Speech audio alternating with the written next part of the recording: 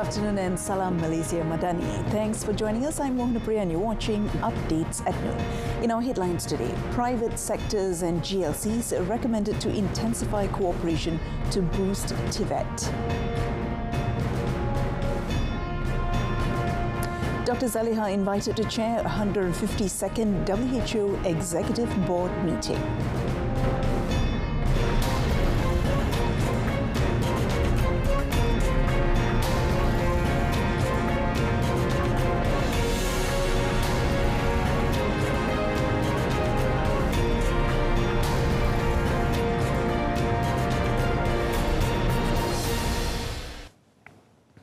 The government has suggested that the private sector and government-linked companies, GLCs, step up their involvement and cooperation in a bid to intensify technical and vocational education and training, TVET.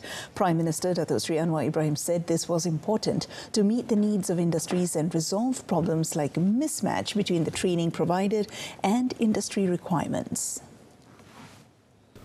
Jadi oleh demikian, saya mengusulkan supaya ada langkah segera. Kita dah ada kajian, kita ada jawatankuasa, langkah segera untuk memastikan anak-anak ini dilatih dan mendapat pekerjaan dengan pendapatan yang munasabah. Maka kita cadangkan umpamanya, kita ada TVET atau Institut Latihan di Pengerang. Maka kita akan minta diambil alih oleh Petronas untuk melatih, mengurus dan menggunakan kepakaran memenuhi keperluan Petronas. Kita ada di RB Highcom di Pekan. Maka dari bidang automobil dan yang berkaitan itu boleh mengambil alih dan menjalankan. The Prime Minister added that groups from the business conglomerate owned by Tan Sri Syed Mokhtar Al-Bukhari could also participate in TVET or training institutions. He also said that Deputy Prime Minister Datuk Sri Dr. Ahmad Zahid Hamidi will identify additional steps that can be taken with regards to the cooperation. The 6th Joint Committee meeting on Information and Communication between Malaysia and Singapore, which is scheduled to be held this Saturday, will be focusing on Memorandum of Understandings that was signed during Prime Minister's visit to the city-state. Communications and Digital Minister Fahmi Fadzil said the government will continue to strengthen cooperation with Singapore in the cyber security field. Kerjasama antara kedua-dua negara ni bagi saya sangat-sangat penting.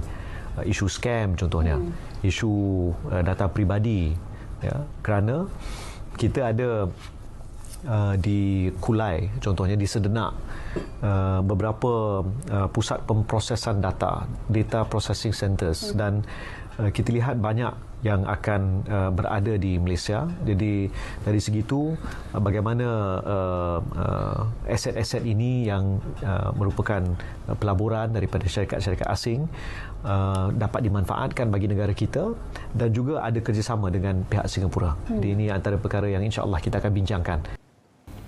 The ministers also scheduled to meet with ASEAN digital ministers on the 9th and 10th February in the Philippines. Health Minister Dr. SAHIH Mustafa has been given the honour to chair the 152nd World Health Organization Executive Board meeting in Geneva, Switzerland. Now, the meeting will be touching on the extermination of the poliomyelitis, a disabling and life-threatening disease caused by the polio virus. The meeting will also discuss matters regarding plans of virus transitions and post-polio certification. Dr. SAHIH and her delegation will be chairing the meeting on the 6th and 7th February. This is a first official working visit abroad. Malaysia was appointed as members of WHO Executive Board to represent the West Pacific region for 3 years, starting May 2021 until May 2024. Dr. SAHIH became the first Malaysian health minister who was given the opportunity to chair the meeting.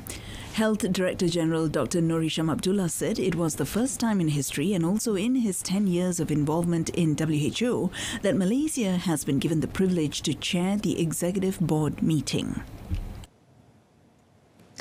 The Women, Family and Community Development Ministry will continue to help women in less fortunate situations to alleviate their economic status in ensuring the continuation of their livelihood.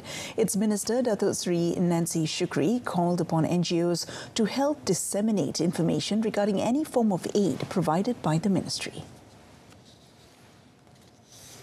Kita bantu melalui agensi yang lain, bantu beri mereka modal tak besar, tetapi sekurang-kurang mereka ada modal sedikit pun sebab di luar bandar mungkin mereka nak berjual, dan itu menjadi salah satu daripada cara untuk mereka meningkatkan keyakinan diri. Tahu ilmu ada undang-undang pun kalau tak ada power untuk dari segi perbelanjaan, tak ada orang nak bagi dia duit, jadi sekurang-kurangnya kita cuba mengatasi itu. She said this after launching the Matahari, or Increasing Women's Resilience and Psychology, and IRIS, Legal Literacy and Women's Rights program in Putrajaya yesterday.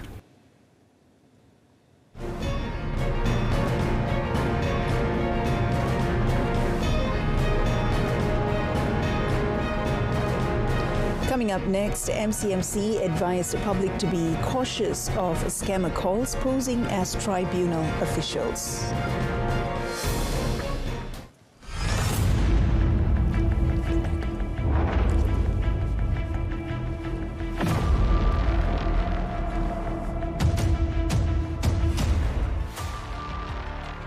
The number of malicious and false statements spread by SMS or social media platforms have become too widespread.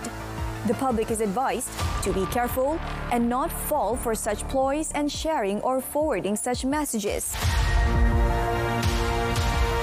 Remember that spreading fake news is an offence under Section 233 of the Communications and Multimedia Act 1998. This carries the penalty of a fine not exceeding 50,000 ringgit or up to 1 year imprisonment or both upon conviction.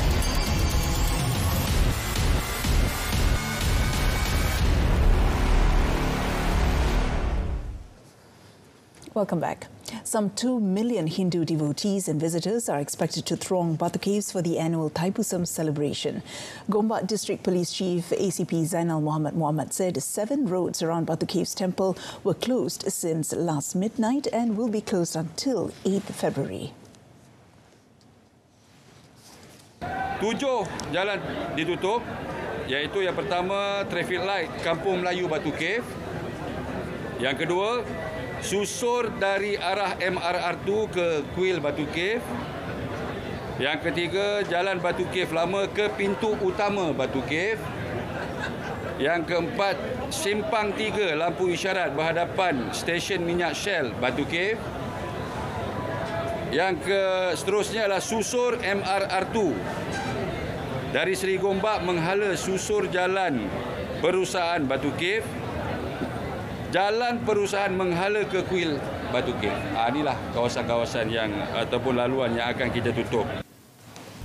He advised the public to use the alternative routes proposed by the police through the Gombak IPD Facebook page. Now, after almost 2 years of absence due to the COVID-19 pandemic, the chariot procession ritual is allowed to be held normally once again.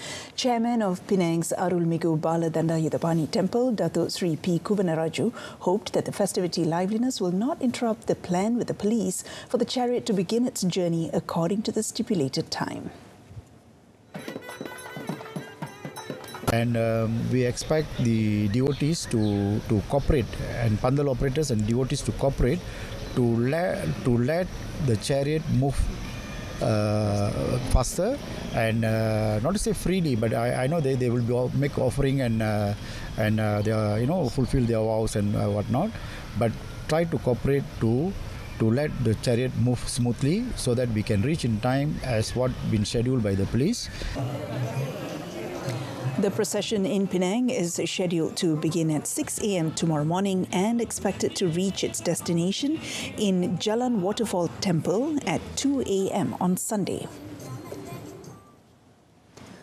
The Malaysian Communications and Multimedia Commission, MCMC, advised the public to be wary of calls by unknown individuals claiming to be officials from the tribunal.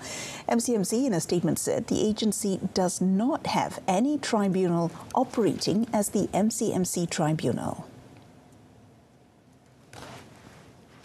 It added that any announcements are only carried out through official channels such as the MCMC website or through social media platforms. The agency also said they have never used individual names and private mobile phone numbers. The statement also advises the public to report the matter to the National Scam Response Centre, NSRC, at 997 or to authorities such as the Royal Malaysia Police if they receive suspicious calls. After almost 3 years, RTM and MediaCorp will once again come together for Musica Extravaganza, slated to raise its curtains tomorrow. Producer Rashida Ali said the theme for this year's edition is Duo Concept that aims to lift up Malaysia and Singaporean hit songs. Okey, untuk Musica Extravaganza kali ini, RTM sebagai tuan rumah, kita membawakan tema konsep duo hits, yang mana kita mengangkat lagu-lagu hits Malaysia dan Singapura, yang mana kita tahu kita berkongsi genre, irama, industri muzik kita, peredaran industri muzik kita sama. So kita membawakan pelbagai genre muzik variety dalam konsep kali ini yang menampilkan artis lama dan baru kita gabungkan di atas satu pentas. This year's edition of Musica Extravaganza will be hosted by Nabila Huda and Suzaiha Sumari. Among artists that will be performing are Akim Ahmad, Stacey Anam, Datuk Khadijah Ibrahim, Elfi Ismail, Rahila Sahun and Young Raja. Excitement tu macam yang saya rasa, keterujaan saya tu rasanya macam pertama kali. So, terima kasih RTM, thank you Musica Extravaganza, thank you so much untuk penglibatan kali ini dan mudah-mudahan dapatlah bagi yang terbaik nanti. Bagi saya gemetar sikitlah sebab saya bernyanyi bersama orang-orang yang handal-handal. Jadi itulah. Jangan lupa saksikan Musica Extravaganza 4 Februari pada Sabtu ini jam 8.30 malam hanya di TV2.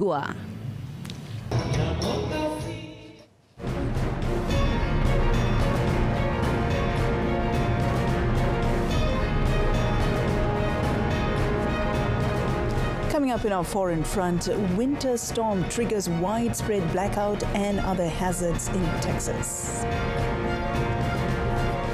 Kecemasan, boleh saya bantu? Hello, there's been a motorcycle accident here. Maybe an elephant ran it over. Sir, there is fire accident at the address number 5 Jalan Tembika Shah Alam. PGO from FRT Shah Alam, there was no fire accident here. Over.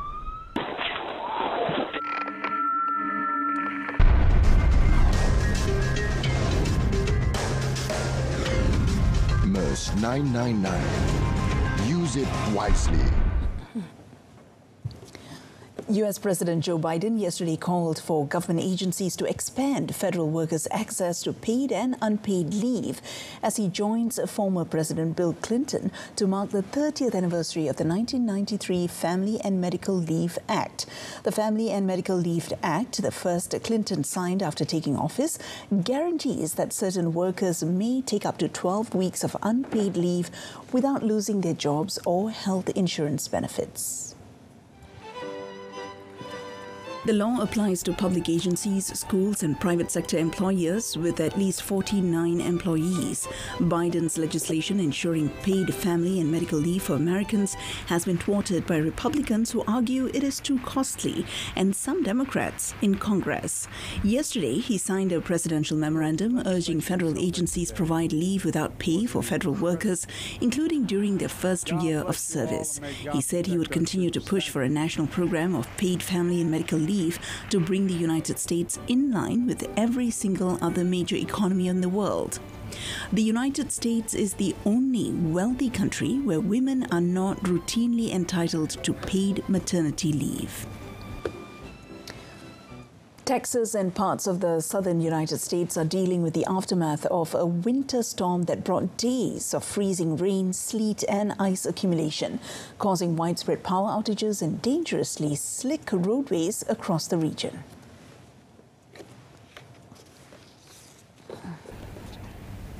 In the city of Joshua, neighborhoods were seen covered under a blanket of snow and ice. Ice-crusted tree limbs snapped and fell onto the ground, and frozen leaves were a common sight across the state. More than 450,000 homes and businesses in Texas, Arkansas, Mississippi and Tennessee were without electricity early on Thursday after 1.3 centimeters of ice in some spots toppled power lines and trees. Officials across the region also urged motorists to stay off the roads after icy roadways across the region were blamed for 8 deaths over the past several days. The cold blast and ice storms have come after Groundhog Day, a sign of 6 more weeks of frosty weather in North America. Trucks carrying 20 M113 armoured personnel carriers arrived at Bilbao Port in northern Spain yesterday before departing for Ukraine. Local Spanish media reported that the armoured personnel carriers will first go to a NATO base in Latvia. Spain also plans to send between 4 and 6 German-built Leopard 2A4 tanks to Ukraine. The actual number will depend on the condition of the battle tanks and storage and how many other countries will eventually supply to Ukraine. Kiev secured pledges from the West this month to supply main battle tanks to help fend off Russia's invasion, with Moscow mounting huge efforts to make incremental advances in eastern Ukraine. Ukraine's Foreign Minister Dmytro Kuleba said on Tuesday his government expects to receive 120 to 140 Western tanks from a coalition of 12 countries in a first wave. Kuleba said those tanks would include German Leopard 2, a British Challenger 2 and US M1 Abrams tanks, and that Ukraine was also really counting on supplies of French Leclerc tanks being agreed upon. Mexico's Popocatépetl's volcano spewed ash and gases on Wednesday evening, leaving people from a town in its shadow under alert. An ash and gases column had come out of the crater, and the scene could be seen from the neighboring town Santiago Zalitzinla.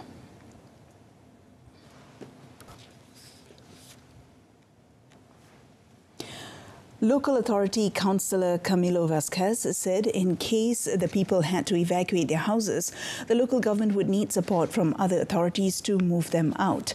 Popocatépetl increased its eruptive activity lately with tremors and 2 explosions. The National Civil and Protection Service said the moderate explosions shot incandescent fragments almost 2 kilometers from the crater rim. The alert level for the towering volcano is in yellow phase 2, according to Mexico's National Center for Prevention of Disasters. Popocatépetl is 5,426 meters tall and is the 2nd highest mountain in Mexico and the 5th highest in North America.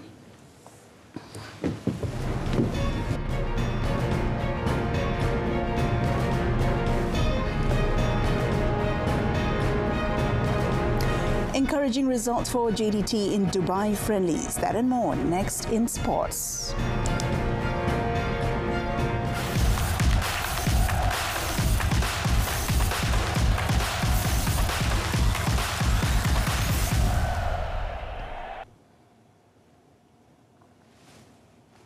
Johor Darul Takzim, JDT continued to record positive results in their latest series of friendly matches in Dubai. In the most recent development, the squad managed by Esteban Solari recorded a pleasant surprise by beating a Russian club Lokomotiv Moscow 1-0 last night.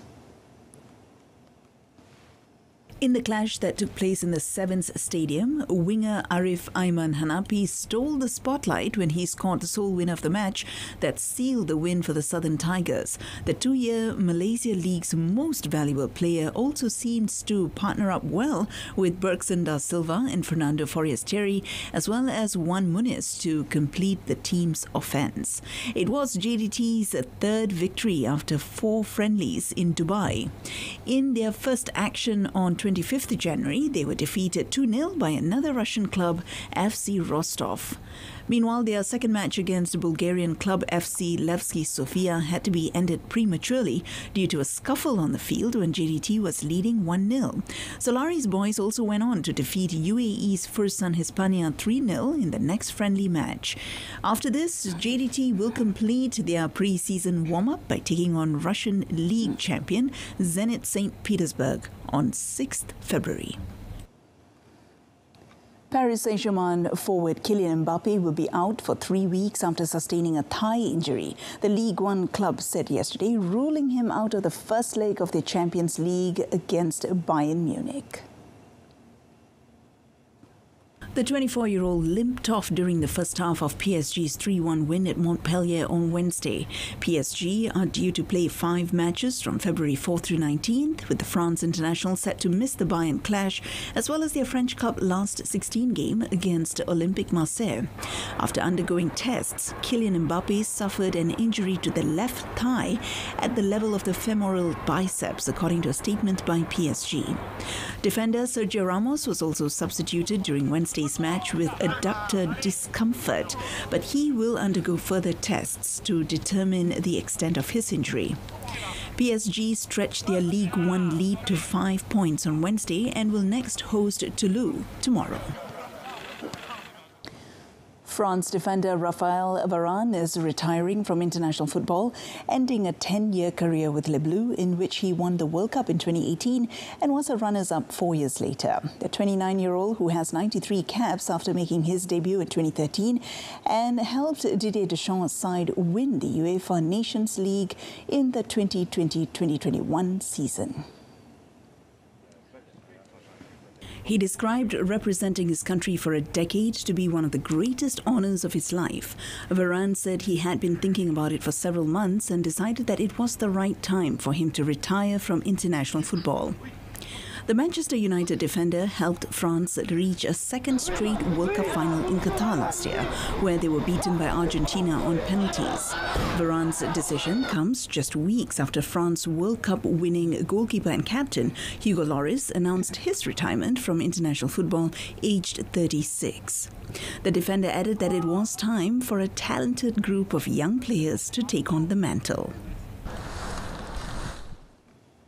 The national judo squad hopes to win at least 1 gold medal in the upcoming Cambodia SEA Games this May. The country's hopes rests on the shoulders of young athlete Amir Daniel Abdul Majid in the under 73 kilogram category. Team manager Marjan Abdullah said several adjustments had to be made due to the many changes for the events in this year's SEA Games edition.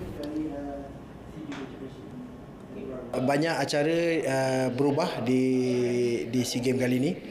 Acara yang banyak dipertandingkan dan acara yang sasaran kita banyak yang tidak dipertandingkan di Sukan SEA kali ini. Yang target emas sepatutnya individu, tapi di SEA Games kali ini tidak dipertandingkan, tapi dia hanya dipertandingkan untuk berpasukan. So kita kekurangan kat situlah. He said this after the athlete selections pre-meeting at Wisma MOM Kuala Lumpur to decide who they should bring to Cambodia. The judo camp brought in 2 new faces, with the remaining being already established athletes. They are all currently undergoing training in 3 states, namely Johor, Terengganu and Pulau Pinang. Canadian Katie Anderson maintained her 100% winning start to the Free Ride World Tour season with a second consecutive snowboard victory in the women's category yesterday in Andorra. Speeding down Ordino Arcales' Pic de la Plan's steep face, Anderson extended her gap in the overall rankings, finishing ahead of France world champion Tiffany Perrotin, while another Frenchwoman, Estelle Rizzolio, came in third. In the men's snowboard category, Ludovic Guiraud of France took his first win of the tour, while seasoned American campaigner Jonathan Penfield came second, and Mexican rookie Liam Rivera third. In the skiing discipline, less than 3 points separated the podium finishers in the men's competition, with Austrian Valentin Reiner edging out America's Ross Tester and Maxime Chablon of Switzerland. In the women's ski tournament, 2014 Olympic moguls champion Justine Dufour-Lapointe reigned supreme, with a Canadian topping the podium ahead of Molly Armanino of the US and Switzerland's Elizabeth Gerritsen.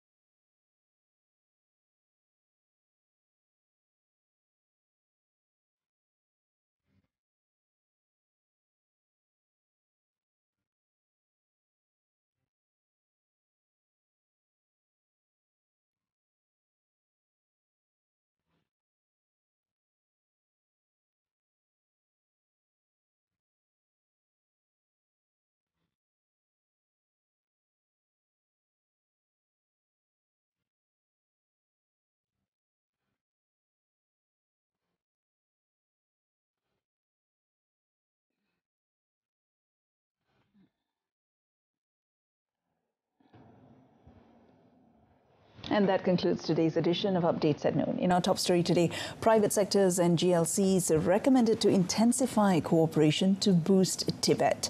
Now, do tune in to News at 10 coming up later tonight on saluran Berita RTM. You can also stream it via